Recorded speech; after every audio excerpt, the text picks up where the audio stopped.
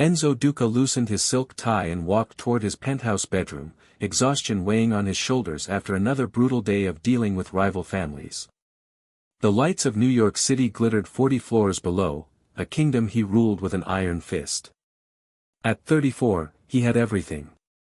Power. Wealth. Fear. And nothing at all. He was reaching for his bedroom door when he heard it. A knock. Soft, hesitant. At 3 a.m. His hand instinctively moved to the gun at his waist. No one got past his security. No one dared disturb him at this hour. But when he yanked open the door, ready to unleash hell, he froze. A little boy stood there, maybe 6 years old, with dark curly hair and tear-stained cheeks. His small hands clutched a stuffed elephant, and his green eyes, impossibly familiar green eyes, looked up at Enzo with desperate hope. "Please," the boy whispered, his voice breaking. "My mom is missing." If you want to discover how this impossible moment happened and what Enzo did next, subscribe to the channel and leave a comment telling us where you're watching from. Every view helps bring more stories like this one.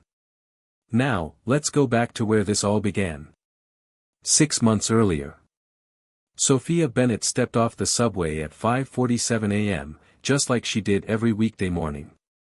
She clutched her worn purse closer as she walked through Manhattan's financial district, trying not to think about the eviction notice tucked inside it. 3 months behind on rent. 2 jobs barely keeping food on the table. And Noah starting first grade next month with shoes that were already too small. She was 28 and exhausted in ways that had nothing to do with her 2 cleaning jobs. The Duca building rose before her like a monument to everything she'd never have. 60 floors of steel and glass housing the most powerful Mafia family on the East Coast.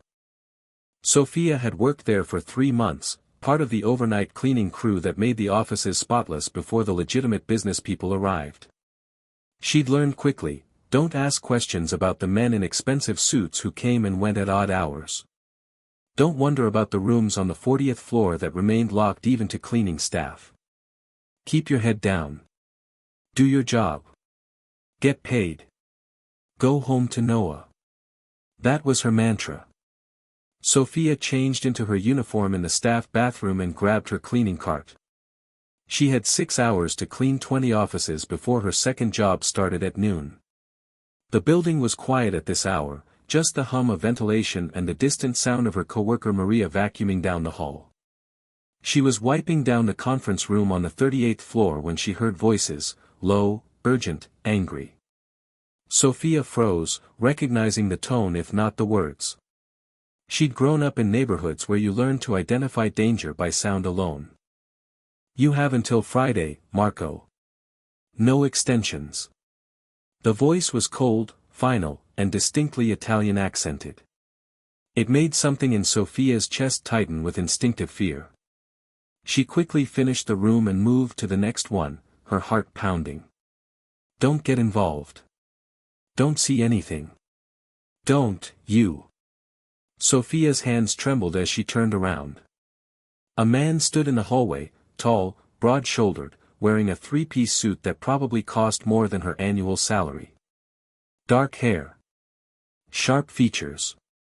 And eyes that seemed to see right through her cheap uniform to every secret she carried. Enzo Duca. She'd never met him, but everyone on the cleaning crew knew who he was. The boss. The Don. The man you prayed never noticed you existed. "What's your name?" His voice was quieter now, but no less commanding. "Sophia Bennett, sir." She kept her eyes down, her mother's voice echoing in her head, "Never look powerful men in the eye. Never give them a reason to remember you." "How long have you worked here?" 3 months, sir." Enzo studied her for a long moment. Sophia could feel his gaze like a physical weight, cataloging everything about her. The wedding ring she still wore despite being a widow for 4 years. The cheap sneakers. The way she held herself small and unnoticeable. "You heard what I said to Marco. It wasn't a question." Sophia's throat went dry. I don't speak Italian, sir. And I don't listen to conversations that aren't my business. Something flickered in his eyes. Amusement. Respect. Smart answer. He turned to leave, then paused. You have a child. Sophia's head snapped up, fear flooding through her. How did he, the picture, Enzo said, nodding toward her cleaning cart. A small photo of Noah was tucked into the corner, his gap-toothed smile captured last Christmas. Boy or girl? Boy. He's 6. What happened to his father? The question was direct, almost invasive, but Sophia had learned that men like this expected answers. Cancer. 4 years ago. Enzo nodded slowly, something unreadable crossing his face. You're a good mother. I can tell. He walked away before Sophia could process the strange compliment, leaving her standing in the empty hallway with her heart racing and the distinct feeling that her life had just shifted in some fundamental way. She didn't see him again for 2 weeks. But then her supervisor called her into the office. You've been reassigned, the woman said, sliding a paper across the desk. Penthouse level. Private residence. Same hours. Triple pay. Sophia stared at the paper. Why me? Mr. Duca requested you specifically. You start Monday. The penthouse was exactly what Sophia expected and nothing like she imagined. 30,000 square feet of marble floors, floor-to-ceiling windows, and furniture that looked like museum pieces. But it was also strangely empty. No family photos. No personal touches. Just expensive loneliness wrapped in Italian leather and crystal chandeliers. Enzo's head of security, a man named Victor, had given her a long list of rules on her first day: don't enter the master bedroom. Don't touch anything in the study. Don't speak unless spoken to. And most importantly, don't be here when Mr. Duca comes home. For 3 weeks, Sophia followed every rule perfectly. She arrived at 6 a.m., cleaned efficiently, and left by 1 p.m. before Enzo returned from whatever business occupied the city's most dangerous man. The pay was extraordinary. Enough that she'd caught up on rent and bought Noah new shoes. Enough that she'd started hoping for the first time in years. But hope was dangerous for people like her. It was a Thursday morning when everything changed. Sophia was cleaning the living room, carefully dusting around a chess set made of black onyx and white marble, when she heard the private elevator open. She glanced at her watch. 11:47 a.m. He was early. Panic flooded through her. Victor had been very clear about the consequences of being here when Enzo arrived. Sophia grabbed her cleaning supplies and tried to quietly make her way to the service exit, but she wasn't fast enough. Sophia. She turned to find Enzo standing in the doorway, his shirt partially unbuttoned, a cut above his left eyebrow still bleeding slightly. He looked exhausted and dangerous, like a predator that had just survived a fight. I'm sorry, sir. I'll leave immediately. Stay. The command was quiet but absolute. He walked to the bar and poured himself 2 fingers of scotch, downing it in one swallow. Do you know how to treat a wound? Sophia hesitated. Every instinct screamed at her to leave, to not get more involved than she already was. But there was something in his voice, not vulnerability exactly, but a weariness that made him seem suddenly, shockingly human. I worked as a home health aide before, she said quietly. I can clean it. She found the first aid kit in the massive bathroom and returned to find Enzo sitting on the leather sofa, his head tilted back, eyes closed. Up close, she could see the full extent of it. Not just the cut, but the bruise forming along his jaw. The split knuckles on both hands. What happened? The question slipped out before she could stop it. Disagreement with a business associate. His eyes opened, meeting hers with dark amusement. Don't worry. You should see the other guy. Sophia knew she shouldn't smile, but she did. Just a little. She carefully cleaned the wound with antiseptic, acutely aware of how close they were. How her hands trembled slightly as she worked. Enzo's eyes never left her face. "Why are you still wearing that?" he asked, nodding toward her wedding ring. Sophia's hand instinctively covered it. "It reminds me I loved someone once. That I was loved." Past tense. He's gone. But what we had, that was real. Sometimes I need to remember real things exist. Enzo was quiet for a long moment. "You're braver than you think, Sophia Bennett." "I'm not brave at all. I'm terrified constantly." "That's what makes you brave. Courage isn't the absence of fear. It's doing what needs to be done despite it."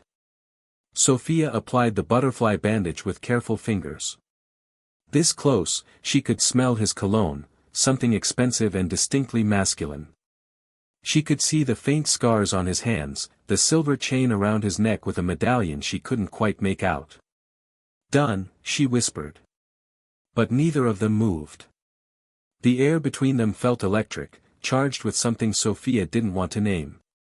Enzo's hand came up slowly, giving her time to pull away, before his fingers gently brushed a strand of hair from her face. "You have kind eyes," he said softly. "I don't see kind eyes often in my world." "Mr. Duca, Enzo. When we're alone, call me Enzo." The intimacy of it terrified her. This wasn't supposed to happen. She was supposed to be invisible, forgettable. Not standing inches from a Mafia boss who was looking at her like she mattered. Sophia stepped back quickly. "I should go." "Sophia." He caught her wrist gently. "Thank you. For this." He gestured to his cleaned wound. "And for not being afraid of me." "I am afraid of you. But you stayed anyway." He released her wrist. "That's what brave people do." Sophia left the penthouse with her heart racing and the feeling that she'd just crossed a line she couldn't uncross. She didn't know that Enzo stood at the window for 20 minutes after she left, watching the city below and wondering why a cleaning lady with sad eyes and gentle hands had made him feel something he thought died years ago. That evening, Sophia's phone buzzed with an unknown number. "Make sure your son has a good dinner tonight. You work too hard."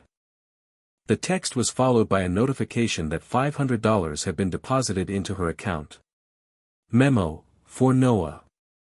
Sophia stared at her phone, tears burning her eyes. She should return it. Should set boundaries. Should protect herself and her son from a world they had no business being near. Instead, she texted back, "Thank you." 2 simple words that would change everything. Over the next 2 months, a strange routine developed. Enzo started coming home earlier. Sometimes while Sophia was still there. He'd pour coffee and sit at the kitchen island, watching her work. They'd talk, small things at first. The weather. The city. Noah's obsession with dinosaurs. Then deeper things. Enzo's childhood in Sicily, orphaned at 12 and raised by an uncle who taught him that power was survival. Sophia's marriage to Michael, an elementary school teacher who'd battled cancer for 3 years while she worked 3 jobs to pay for treatments that ultimately failed. "Do you ever regret it?" Enzo asked one morning. "Marrying someone you knew you'd lose?" Sophia paused and wiping down the counter. "Every single day. And I'd do it again in a heartbeat. Some people are worth the pain of losing them." "I've never had that," Enzo said quietly. "Never let myself care that much." "Why not?" "Because in my world, anything you love can be used against you. Caring is weakness." "That's the saddest thing I've ever heard." Enzo looked at her with something like wonder. "You're the first person who's ever pitied me." "I don't pity you. I pity the life that taught you love is dangerous." It was in these stolen morning conversations that Sophia started to see past the Mafia boss to the man underneath. Enzo was brilliant. He spoke 5 languages. Played chess with grandmaster-level skill. Read philosophy like some men read sports scores. He was also lonely in ways that made her heart ache. And she was falling for him. God help her, she was falling for him. It was dangerous and stupid and impossible. She was a widow barely keeping her head above water. He was the most powerful criminal in New York. They existed in different universes that should never have collided. But her heart didn't care about should. The shift happened on a Wednesday morning. Sophia was reaching for a high shelf when her footing slipped. Before she could fall, strong arms caught her, pulling her against a solid chest. She looked up to find Enzo's face inches from hers, his dark eyes intense.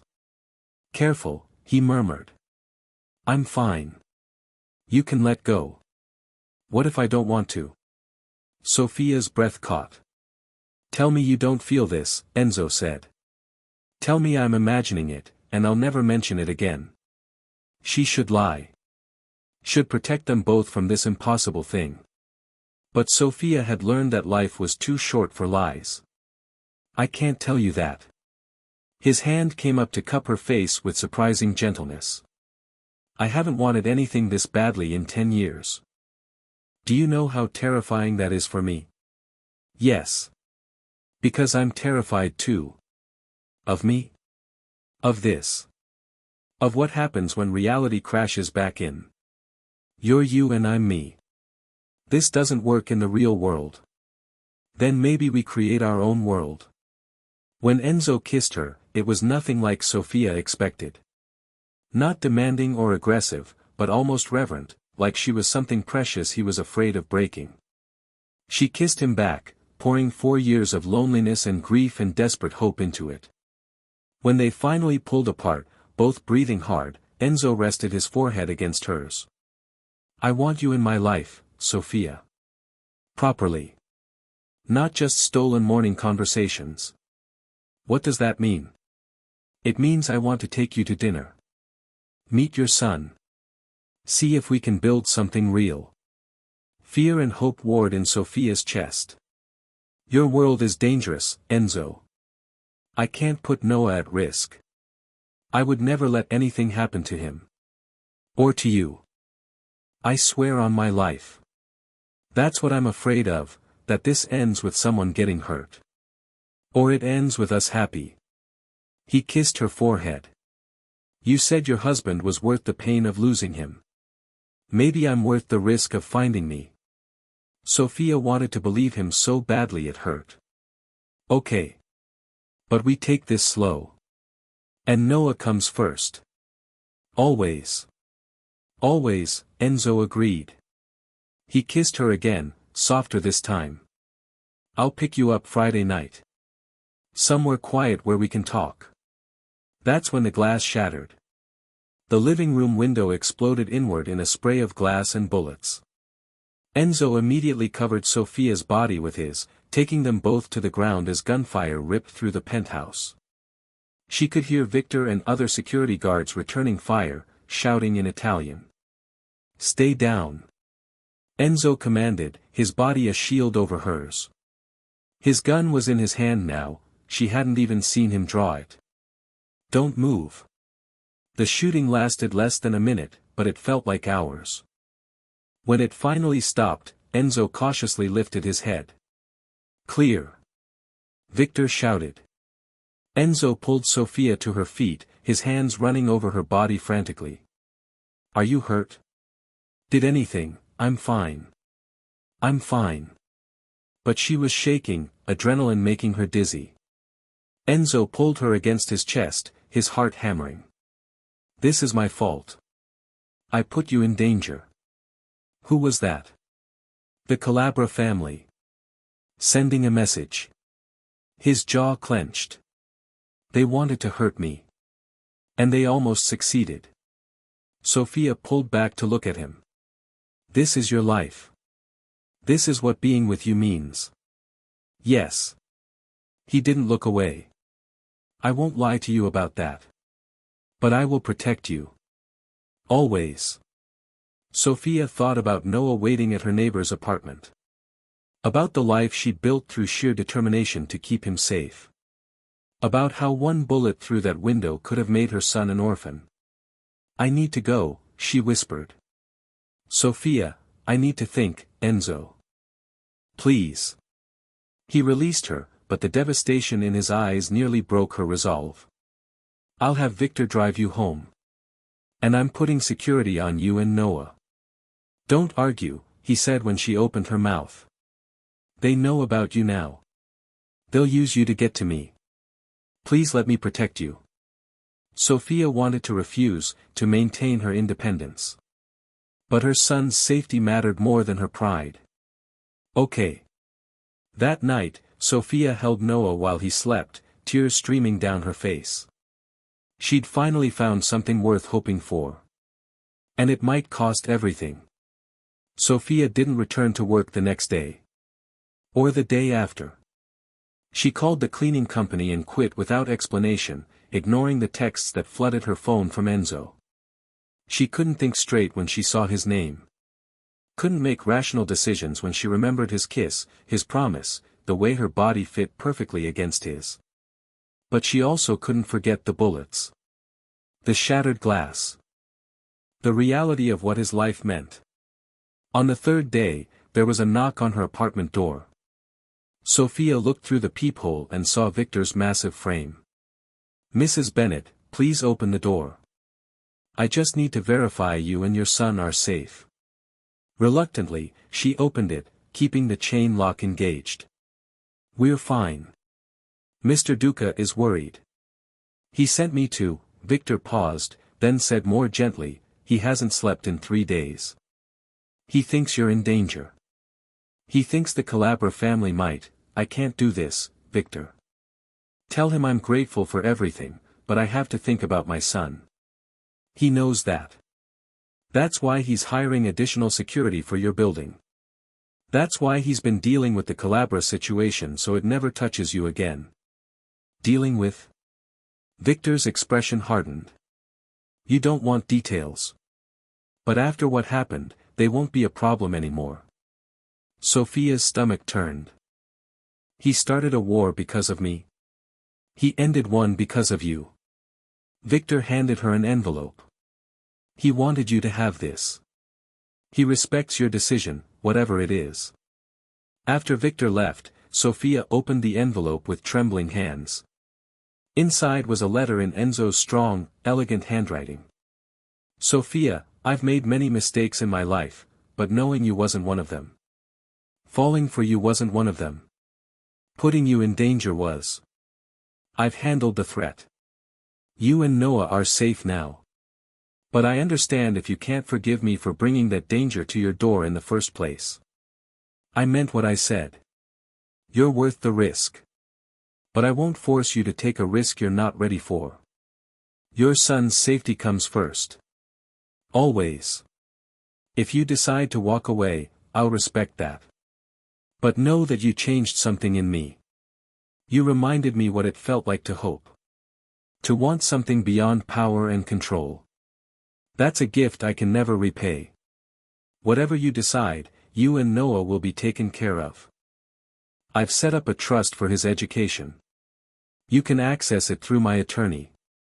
This isn't a bribe or manipulation. It's just me taking care of someone I love. Yes, love. I've never said that word to anyone, but I'm saying it to you. Yours, if you'll have me, Enzo. Sophia read the letter 3 times, tears blurring the words. He loved her.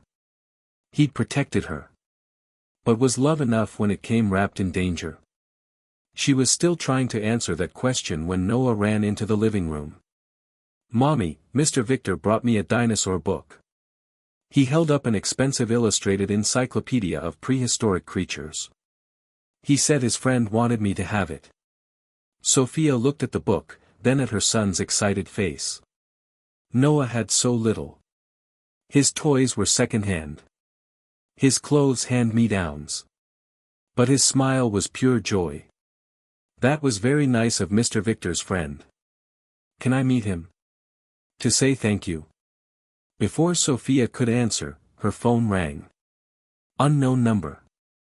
With a sense of foreboding, she answered. Mrs. Bennett. The voice was cold, accented. My name is Anthony Russo.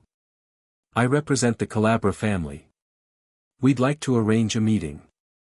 Ice flooded Sophia's veins. I have nothing to say to you. But we have much to say to you. About your relationship with Vincenzo Duca. About your son. He let the threat hang in the air. Tomorrow. 3 p.m. The address will be texted to you. Come alone, or the boy suffers. The line went dead. Sophia's hands shook so badly she dropped the phone. Victor had been wrong. The threat wasn't handled. And now they had Noah in their sights. She had two choices. Go to the meeting and walk into a trap. Or call Enzo and admit she needed him. Pride versus survival. There was no contest. She called Enzo. He answered on the first ring. Sophia. Just her name, but it carried such relief and longing that her chest ached. They called, she whispered. The Calabra. They want me to come to a meeting tomorrow. They threatened Noah. Silence. Then, where are you? Home. Lock your doors. Don't let anyone in except Victor. I'm coming. 20 minutes later, an impossibly short time given Manhattan traffic, Enzo was at her door. He pulled her into his arms the moment he crossed the threshold, holding her like he'd never let go. I'm sorry, he whispered into her hair. I'm so sorry. I thought I'd handled this. What do we do? Enzo pulled back, his hands cupping her face. You don't go anywhere near them. I'll handle this. How? The way I handle everything that threatens what's mine. His expression was cold steel. They wanted a war. They'll get one. Enzo, I don't want anyone hurt because of me. They threatened your son, Sophia. They signed their own death warrants. The casual way he said it should have terrified her. Instead, she felt safe for the first time in days. This was who he was. Dangerous. Ruthless. Protective. And he was using all that power to protect her and Noah. I don't want to run anymore, she said quietly. I don't want to be afraid. I want, she paused, gathering courage. I want what you offered. If the offer still stands. Enzo's eyes softened. It will always stand. Even knowing I come with a 6-year-old who asks a million questions and has nightmares about T-Rexes? Especially then. Enzo kissed her forehead. Where is he? Sleeping in his room. Can I see him? Sophia led Enzo down the narrow hallway to Noah's tiny bedroom. Her son was sprawled across his twin bed, the dinosaur book clutched to his chest even in sleep. Enzo stood in the doorway for a long moment, something unreadable crossing his face. He looks like someone, Enzo said quietly. Like Michael. His father. But Enzo was frowning now, his brilliant mind clearly working through something. When did you say your husband died? 4 years ago. Why? And Noah is 6. Yes. Born 3 months after Michael's diagnosis. Why are you asking this? Enzo turned to look at her, his expression strange. What was your maiden name? Rossi. Sophia Rossi. Why does this? She stopped. Wait. How do you know that name? Because 10 years ago, I spent one night with a woman named Sophia Rossi. At a hotel in Chicago. A medical conference. We never exchanged numbers. I never even got your last name beyond that. He looked back at Noah. He has my eyes, Sophia. He has my goddamn eyes. The world tilted. That's impossible. Michael is Noah's father. We were, but Sophia's mind was racing backward, doing math she'd never questioned before. The dates. Tell me the truth, Enzo said. Is there any possibility? Sophia sank onto Noah's bed, her mind reeling. She'd met Michael 2 weeks after that conference in Chicago. 2 weeks after a one-night stand with a stranger she'd never expected to see again.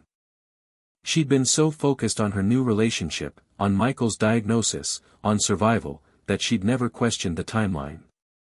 "I thought he was Michael's," she whispered. "I swear I thought, we need a DNA test," Enzo said.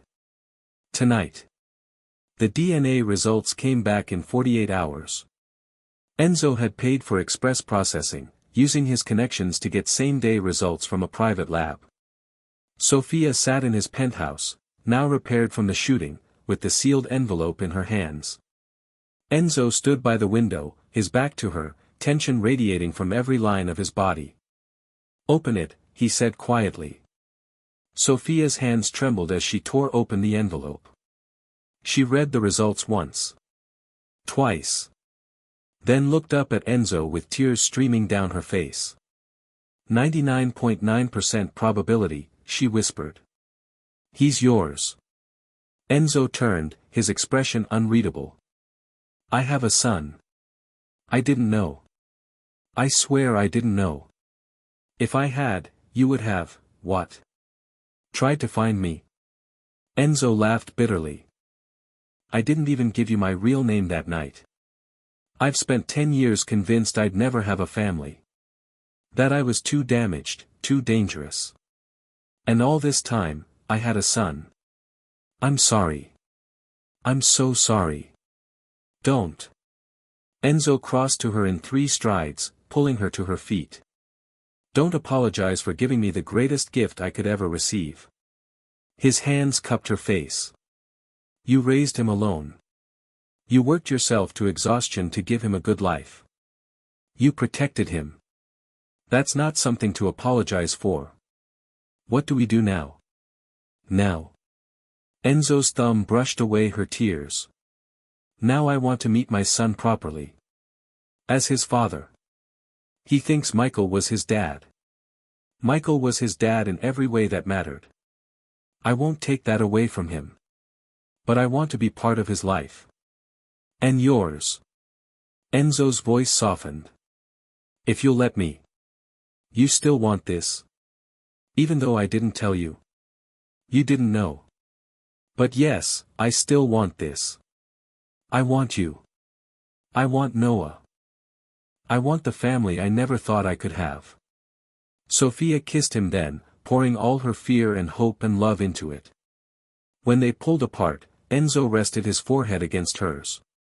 "I need to handle the Calabria situation first. Make sure they never threaten our family again." "Our family," Sophia whispered. "I like the sound of that." "So do I." The next week moved like a whirlwind. Enzo dealt with the Calabria family with brutal efficiency. Sophia didn't ask for details, and he didn't offer them. What mattered was that the threat disappeared, and with it, the cloud of fear that had hung over them. Then came the hard part, telling Noah. They decided to start slow. Enzo visited the apartment as Sophia's friend first. He brought books and toys, asked about dinosaurs and first grade, and most importantly, listened. Really listened, in a way that made Noah glow with attention. After the 3rd visit, as Enzo was leaving, Noah grabbed his hand. "Mr. Enzo, will you come to my school thing next week? For Father's Day?" Mommy said she'd come, but she always looks sad on Father's Day. Sophia's breath caught. Enzo knelt down to Noah's level. "I'd be honored. But Noah, can I tell you something important?" "Okay." Enzo glanced at Sophia, who nodded through her tears. "Your mommy and I knew each other a long time ago. Before you were born. And we found out something amazing." Enzo took a deep breath. "I'm your father, Noah. Your biological dad." Noah's eyes went wide. "But my daddy died." "Michael was your daddy too. He loved you and raised you, and that makes him your father in every way that matters. But I helped make you. Which means you have 2 dads, one in heaven and one right here. If that's okay with you." Noah thought about this seriously. Do I have to call you Dad? You can call me whatever makes you comfortable. Can I call you Papa? Like in my Italian book? Enzo's eyes filled with tears. I would love that. Noah threw his arms around Enzo's neck. Cool. I have a papa. Does this mean I get to visit your big house? Sophia laughed through her tears. We can talk about that. Actually, Enzo said, standing with Noah in his arms, I was hoping you'd both move in. I have plenty of room. And I'd like to fall asleep and wake up with my family. Yes. Noah shouted. Can I have the room with the big window? Any room you want, little man.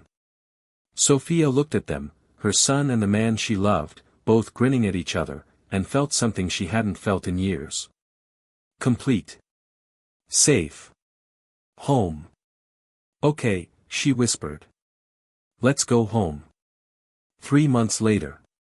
Sophia stood in the massive kitchen of the penthouse, watching Enzo teach Noah how to make pasta from scratch. Flour covered both of them, and Noah's laugh rang through the space like music. Like this, Papa. Perfect. You're a natural. Sophia's engagement ring caught the light as she smiled. Enzo had proposed a month ago, a simple question in the middle of a quiet Sunday morning. Marry me. Make this official. Be my family forever.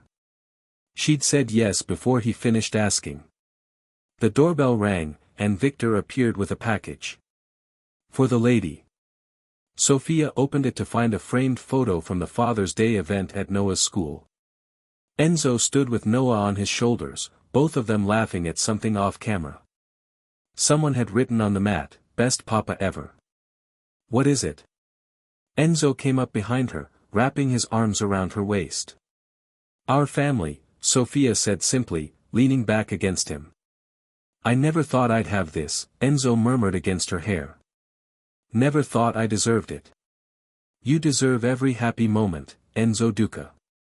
So do you, Sophia Rossi. Soon to be Duca. Noah ran over, covered in flour and grinning. Mommy, can we watch my dinosaur movie tonight? All 3 of us. All 3 of us, Sophia agreed. Like a real family. We are a real family, Noah said matter-of-factly. Papa said so. Sophia looked at Enzo, whose eyes were suspiciously bright. Papa's right. That night, curled on the couch with Noah asleep between them and a documentary about velociraptors playing quietly on the screen, Enzo whispered, "Thank you." For what? For being brave enough to answer the door when a little boy knocked. For giving me a second chance.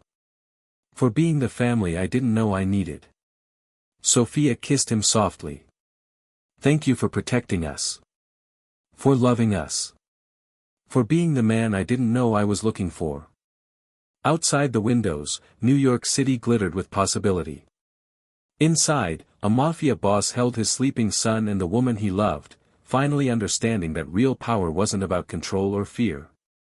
Real power was this, a home, a family, and love worth fighting for.